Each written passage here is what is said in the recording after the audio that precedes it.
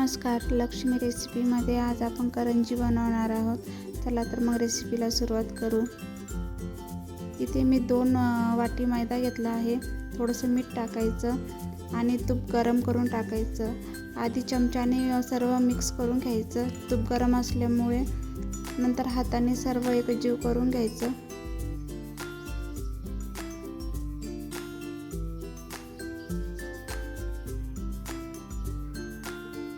अशा प्रकारे आता थोडं थोडं पाणी टाकून आपल्याला घट्टसर पीठ मळून घ्यायचं आहे.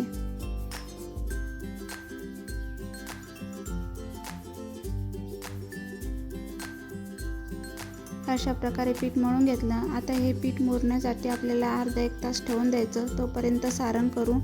कढईमध्ये 1 चमचा तूप टाकलं. इथे मी बारीक रवा घेतला आहे. 1 वाटी बारीक रवा कमी गॅसच्या फ्लेमवर भाजून घ्यायचा.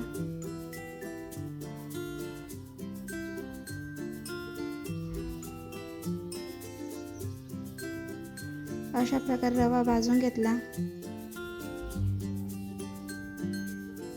रवा एका भांड्यामध्ये काढून घ्यायचा आणि रवा थंड करून घ्यायचा आहे. 1 वाटी खोबरं हलकंसं भाजून घ्यायचं.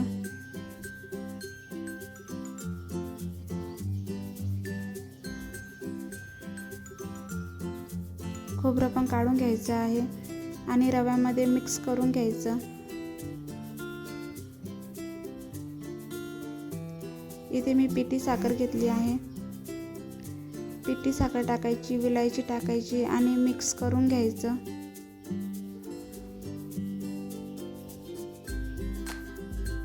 सारण तयार आहे. आता करंजी करायला घ्यायची. पीठ पण छान मुरलं आहे.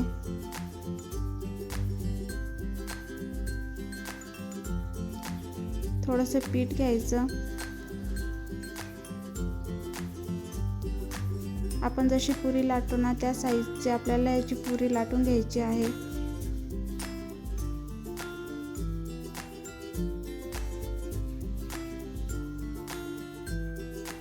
अशा प्रकारे माझ्याकडे करंजीचा साचा आहे. मी त्याच्यातच करंज्या बनवते.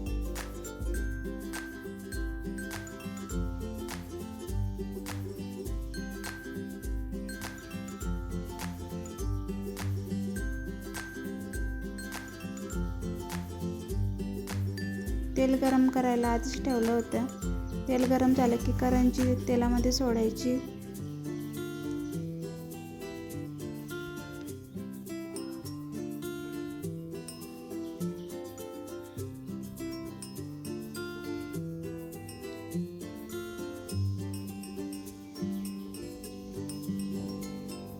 करंजीला सोनेरी कलर आला की करंजी काढून घ्यायची.